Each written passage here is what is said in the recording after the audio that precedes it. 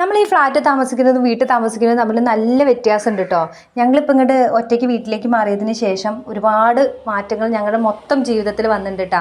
പ്രത്യേകിച്ച് എൻ്റെത് അവിടെ ആകുമ്പോൾ നമുക്ക് പ്രത്യേകിച്ച് പരിപാടികളൊന്നും ഇല്ലാണ്ടിരിക്കുകയല്ലേ. ഇവിടെ ഒരുപാട് ആക്ടിവിറ്റീസുകൾ ചെയ്യാനുള്ളത് കൊണ്ട് നല്ല രസമാണ് കേട്ടോ. വൈകുന്നേരം ആയി കഴിഞ്ഞപ്പോൾ ഒരു പ്രത്യേക റൊട്ടീൻ തന്നെ ഉണ്ട്. വൈകുന്നേരം ആയ ഉടനെ എന്നെ മുടിയൊക്കെ ഒന്ന് ചീകി വൃത്തിയാക്കും.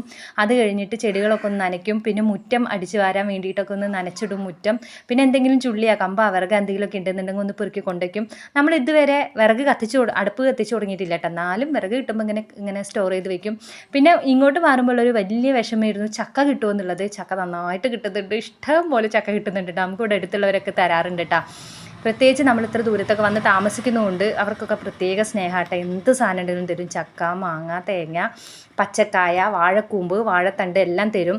അങ്ങനെ ഞാൻ വൈകുന്നേരത്തെ പരിപാടികളൊക്കെ കഴിച്ച് മേലേകി വിളക്കും കത്തിച്ച് കുറച്ച് നേരമൊക്കെ ഫോൺ നോക്കിയിരുന്ന് അത് കഴിഞ്ഞിട്ട് പിന്നെ ചക്ക നേരെയാക്കുക കേട്ടോ. ചക്കപ്പുഴുക്ക് ഇതിൻ്റെ ഏട്ടൻ്റെ അമ്മ അവിടെ ഉണ്ടാക്കുന്ന പോലെ ഞാൻ ഉണ്ടാക്കുക. ചക്കപ്പുഴുക്കെന്ന് ഞങ്ങൾ ഇനി പറയാം. ശരിക്കും ഇത് പുഴുക്കാണോ എന്നറിയില്ല. ഇത് എരിശ്ശേരി പോലെ ഇരിക്കും സാധനം.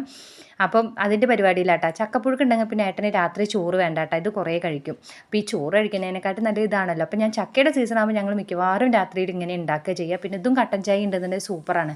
പക്ഷേ കുറച്ച് നേരത്തെ കഴിക്കണം കേട്ടോ. ഒരു 7:30 ആകുമ്പോൾ കഴിക്കണം. രാത്രി കഴിച്ചിട്ട് കിടന്നു കഴിഞ്ഞാൽ പിന്നെ ചൂടെടുത്തിട്ട് ഉറങ്ങാൻ വയ്ക്കില്ല. പിന്നെ ഏട്ടൻ എനിക്ക് കുറച്ച് ബുക്ക് ഓൺലൈനായിട്ട് വരുത്തി തന്നിട്ടുണ്ടായിരുന്നു. ഞാൻ പറഞ്ഞല്ലോ ഇവിടെ വന്നു കഴിഞ്ഞപ്പോൾ എൻ്റെ റൊട്ടീൻ മൊത്തം മാറിയിട്ടുണ്ട്. ഇപ്പോൾ പുതിയ കുറേ ശീലങ്ങൾ, സ്വഭാവങ്ങൾ, കാര്യങ്ങൾ എല്ലാം വന്ന് ഒരു പുതിയ ജീവൻ കിട്ടിയ പോലെ കേട്ടോ ഇപ്പോൾ തോന്നുന്നത്.